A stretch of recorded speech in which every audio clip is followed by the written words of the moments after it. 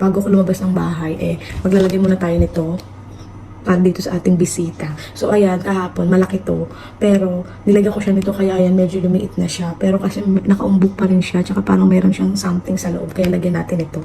So, ayan, sana tuluyan ang mawala. So, ayan, nalagyan ko siya nito nga para kasi hindi siya maalikabukan at tsaka hindi siya ma-irritate. So, ayan nga, ang aking nabiling acne patch sa TikTok, mga sis. 72 patches na yan. Merong dalawang klase ng size, 8mm tsaka 12mm. So, ayan, bubuksan ko, papakita ko sa inyo. So, ayan, makikita nyo nga, bawas na yan ng isa, yung malaki. Ginamit ko ng yung 12mm. Kasi nga kahapon malaki siya.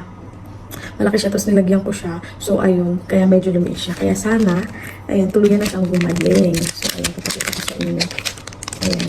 Ayan, ganyan lang siya. Tapos ito, syempre kukunin natin yung mas maliit kasi maliit na siya. Ayan, ganyan lang. Tapos, ayan, idikit mo na siya. So, ayan.